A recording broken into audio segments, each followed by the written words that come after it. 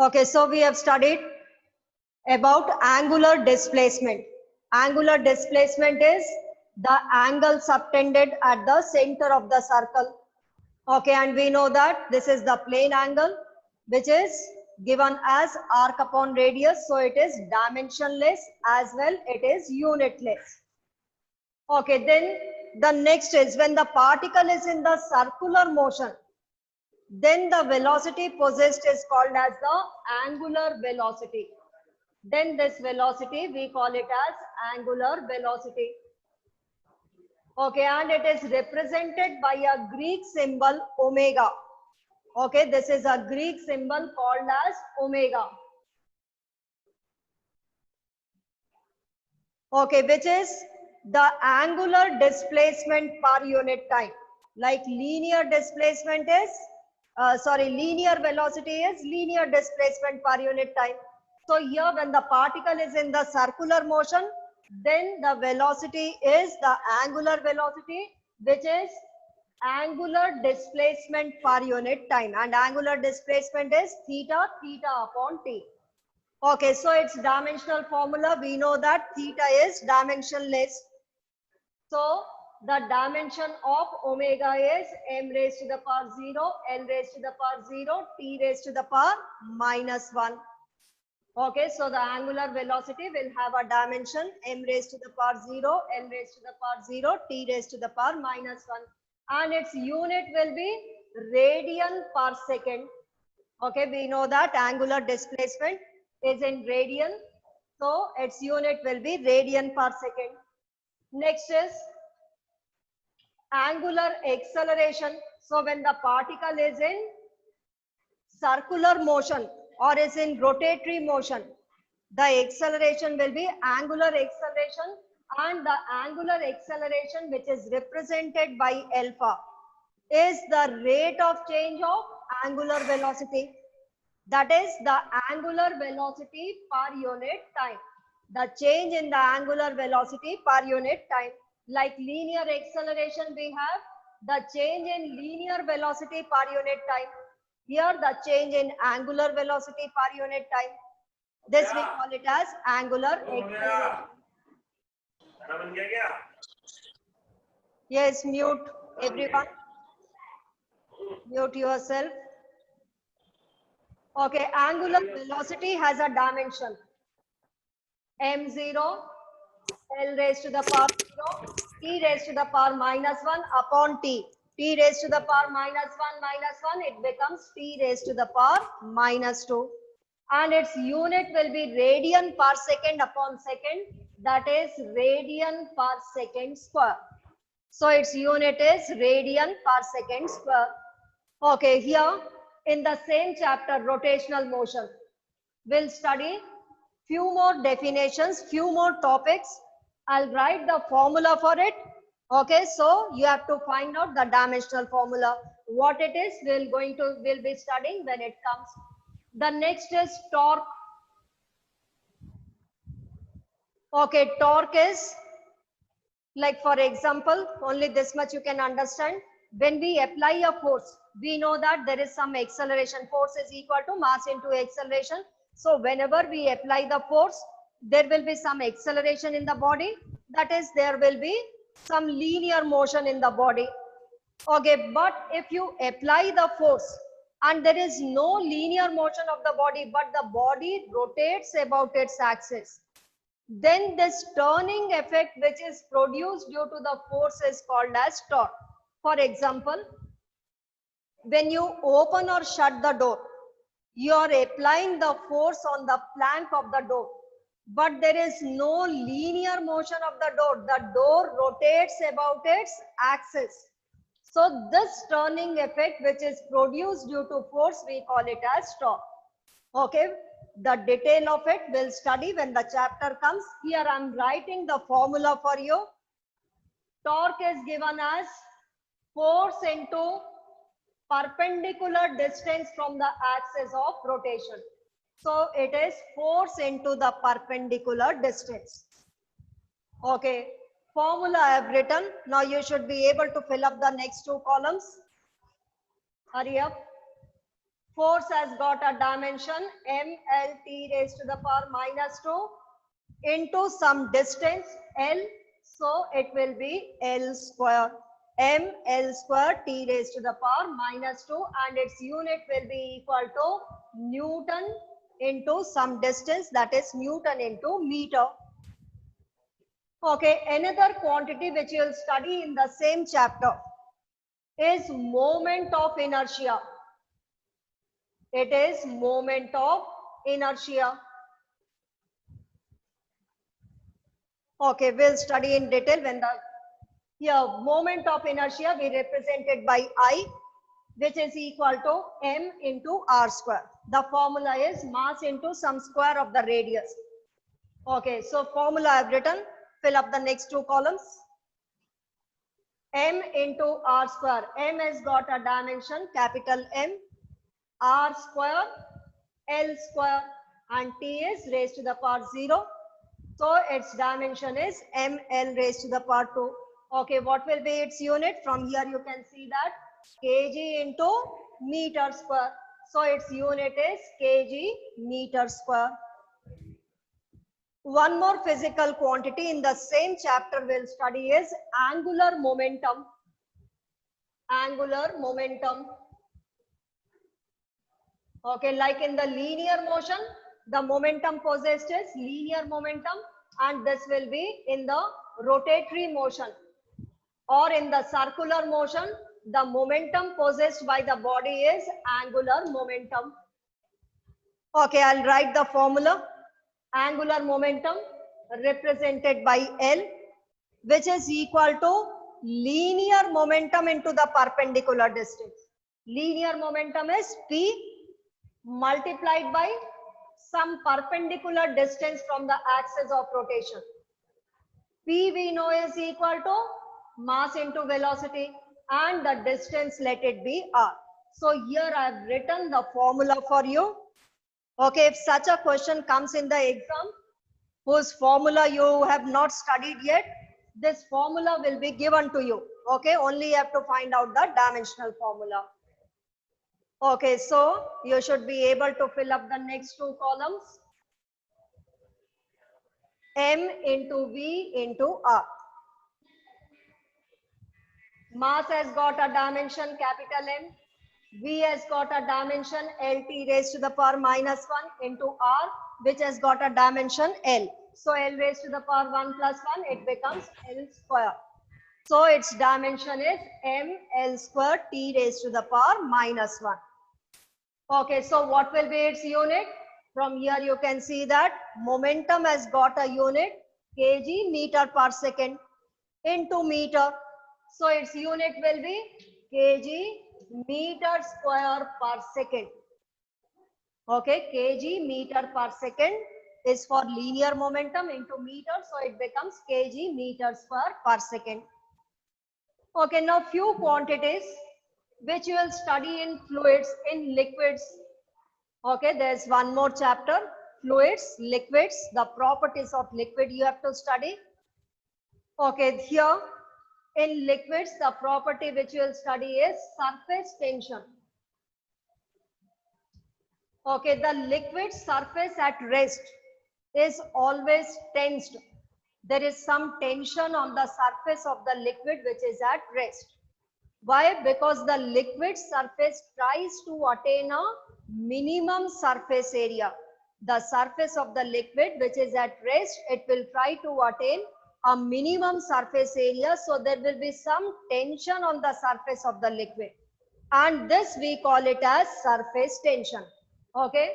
Detail we'll study when the chapter comes. Here the formula for surface tension is force per unit length. The formula for the surface tension is force per unit length. Find out the next two. Fill up. Force has got a dimension m, L, t raised to the power minus 2 upon length L. So L raised to the power 1 minus 1, it becomes L raised to the power 0. So its dimension is m t raised to the power minus 2. And its unit from here you can see that it will be Newton per meter. Its unit will be Newton per meter. Okay, one more quantity which you will study in the same chapter is velocity gradient.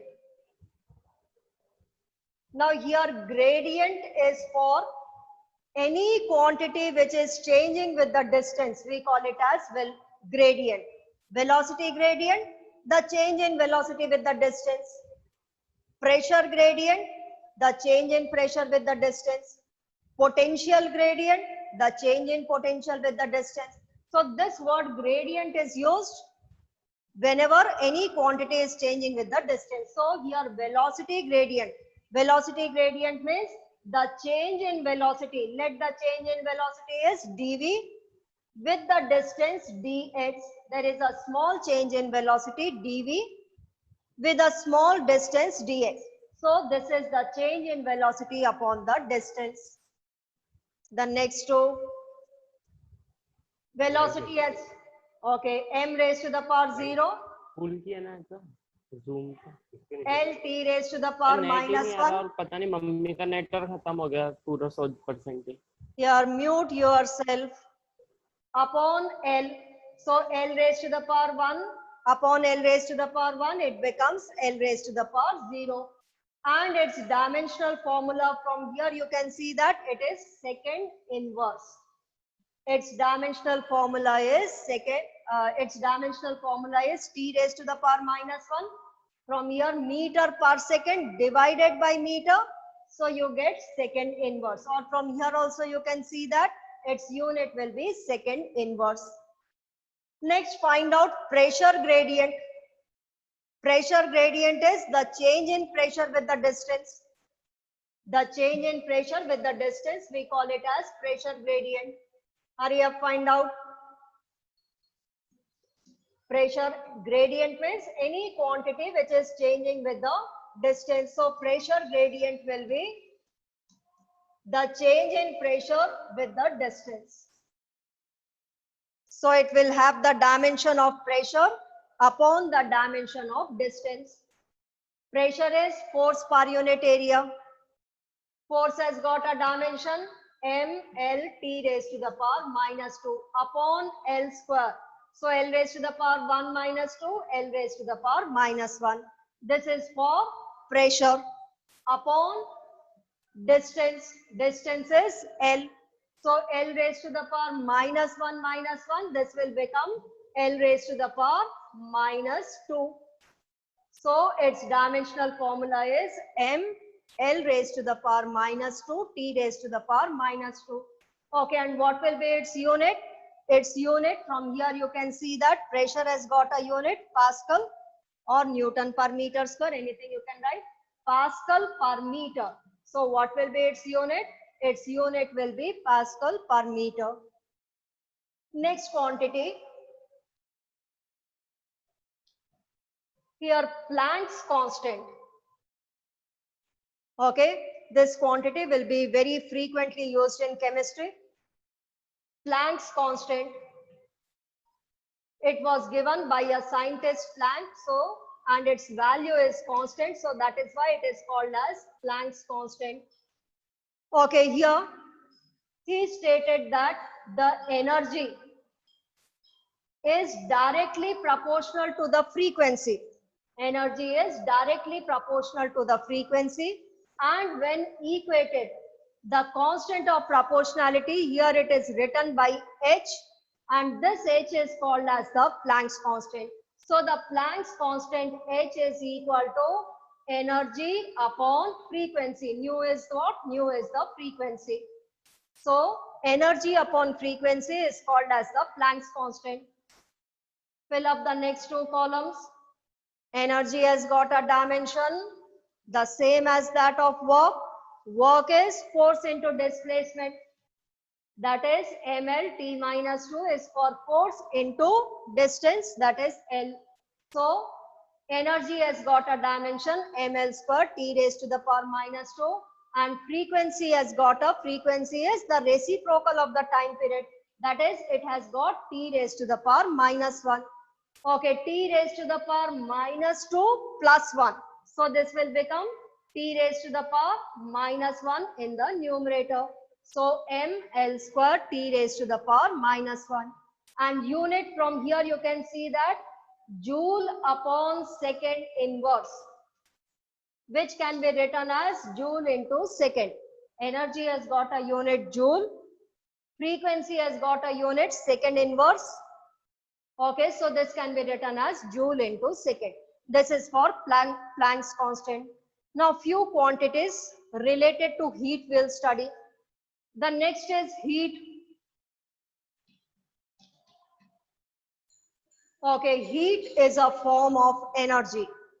Okay, whenever a high temperature body is in contact with a low temperature body, the heat flows from high temperature to the low temperature body. Anything which is flowing, that is a form of energy. So heat is a form of energy. Okay, as it is the form of energy, so it will have the same dimension as that of energy. And we know that energy has got a dimension m, l raised to the power 2, t raised to the power minus 2. And the unit will be the same as that of energy, that is joule. Okay, next we'll study about specific heat. Specific heat. Okay, the heat given to a substance depends upon two factors. The first is the mass of the body. More the mass of the object, more heat is to be required to bring it to the same temperature. And also, here I'll write, yes, this heat we represented by, generally it is represented by Q. So the heat given to a substance is depending upon the mass of the substance. More the mass of the substance, more heat is required to bring it to the same temperature. For example, you take 1 liter of water in a container and 2 liters of water in a container. To bring it to the same temperature, which one requires more heat? The one which is having a greater mass, that is the one which is 2 liter water, that will require more heat. So the heat is directly proportional to the mass of the substance. More the mass of the substance, more heat will be required to bring it to the same temperature. Also, it depends upon the change in temperature. Also, it depends upon the change in temperature. Okay, in both the containers, take 1 liter of water. Okay, to bring it to a greater temperature, more heat will be required. Okay, so Q is also directly proportional to the change in temperature. So the heat depends upon the mass of the substance and the change in temperature. When equated, here the constant of proportionality comes as C. And this C is called as the specific heat. So specific heat is C, which is equal to Q upon M into delta T. C is equal to Q upon M into delta T. Okay, so write down C is Q upon M into delta T. Q is what? Heat energy. M is what? Mass. Delta T is the change in temperature. It is the temperature, not related to time. So find its dimensional formula. C is equal to Q upon M into delta T, which is written over here. Q upon M into delta T. Fill up these two. Q is the form of energy which has got a dimension m L square T raised to the power minus 2 upon mass has a dimension m. Now this is the change in temperature, so it will have a dimension of temperature, and temperature has got a dimension K. So the dimension of specific heat will be m raised to the power 1 upon m raised to the power 1. This will become m raised to the power 0. L square T raised to the power minus 2, and one more will be added over here, that is K raised to the power minus 1. So the dimensional formula for specific heat is m raised to the power 0, L square T raised to the power minus 2, K raised to the power minus 1. Okay, and what will be its unit? Joule upon mass per Kelvin. So its unit is joule per kg into Kelvin. So its unit is joule upon kg into Kelvin. Okay, or it can be written as joule kg raised to the power minus 1, Kelvin raised to the power minus 1. Anyhow, you can write down. So this is for specific heat. Okay, next is latent heat.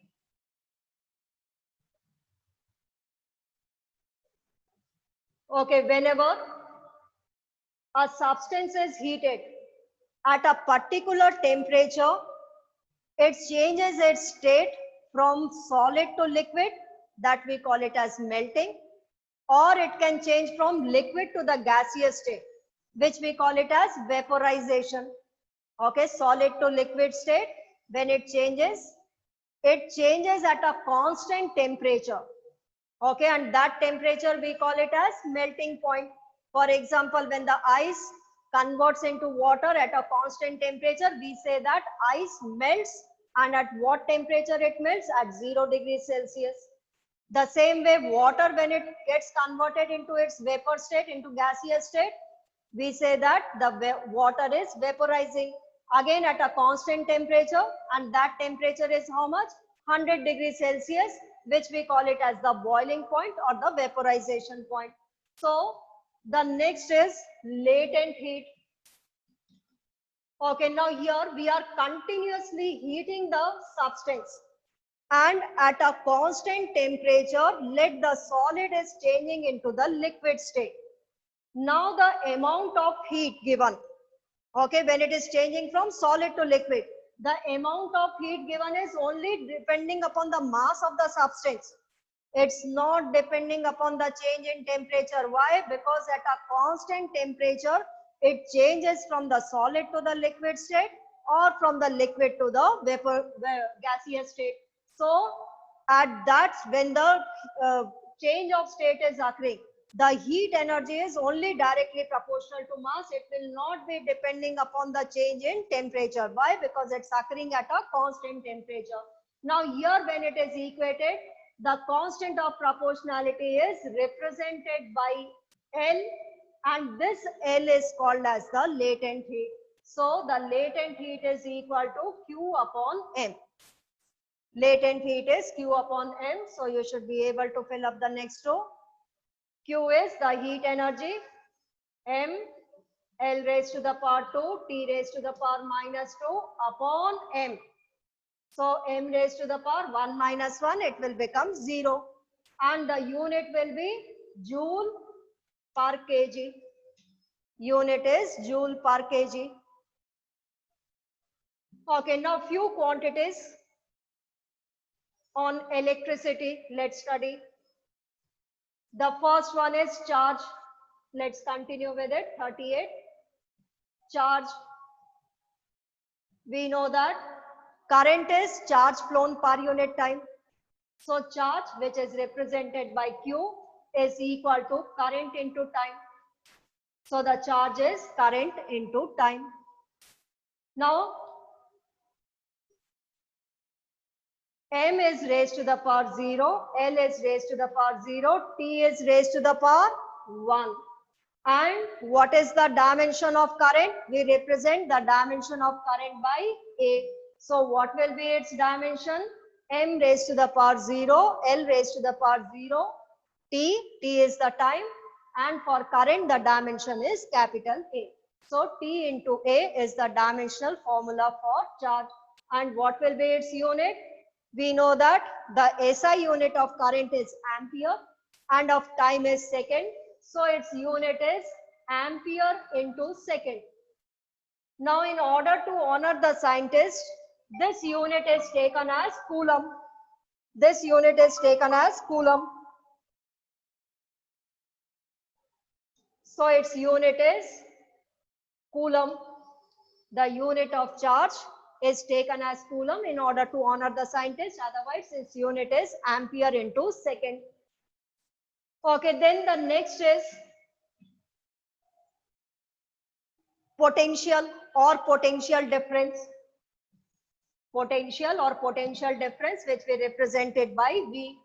Okay, in class 10th, you have studied about it. Potential is work done per unit charge.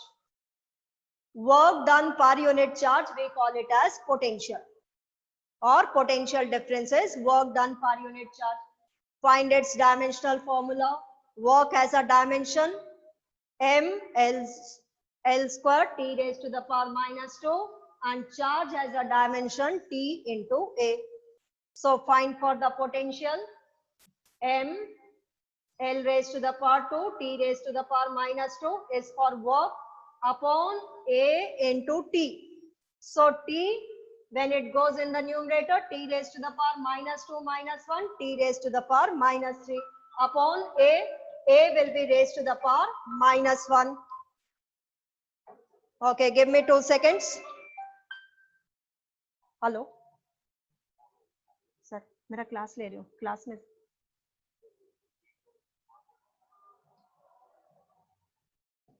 Okay, so it is m L square t raised to the power minus 3, A raised to the power minus 1. Okay, and unit will be work done upon charge.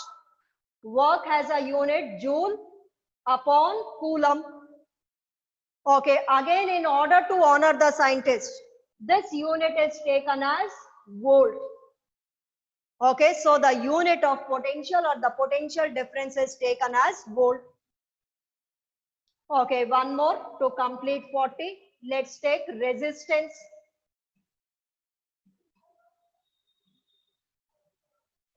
Okay, resistance is potential difference upon current according to Ohm's law.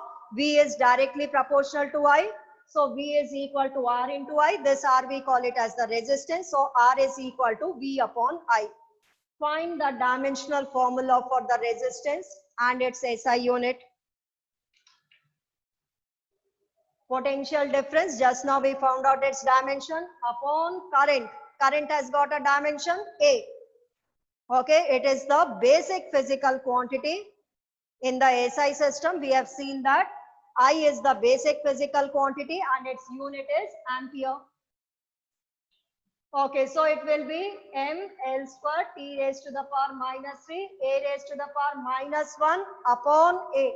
So A raised to the power minus 1, it becomes A raised to the power minus 2. And its unit from this formula, we see that volt upon ampere. So what is its unit? Its unit is volt upon ampere. Again, which in order to honor the scientist Ohm, who gave Ohm's law, its unit is taken as Ohm and this is the symbol for Ohm. So the unit of SI unit of resistance is taken as Ohm. Okay. Yes, hurry up, 2 or 3 more, we'll complete it and we'll complete this topic so that on the next one we can start with applications of dimensional analysis. The next one, refractive index. Refractive index. Okay, in class 10th in the chapter light you have studied that the refractive index of the second medium with respect to first, N21, is the speed of the light in the first medium upon the speed of the light in the second medium. As it is speed upon speed, so its dimensions cancel out and its dimension will be M0, L0, T0 and it has got no unit. Focal length.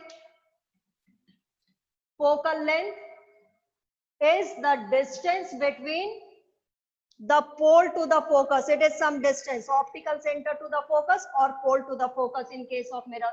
So it is some distance. As it is some distance, so its dimension will be M0, L raised to the power 1, T raised to the power 0. And its unit will be meter. Power of a lens. Power of a lens is the reciprocal of focal length. Okay, here we are discussing the power of lens. And we know that power of a lens is reciprocal of the focal length. So its dimension will be M0, L raised to the power minus 1, T raised to the power 0.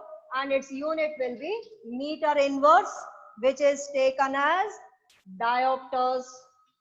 Okay, taken as diopters. Okay, that's it. So on the next one, that is tomorrow, we'll do the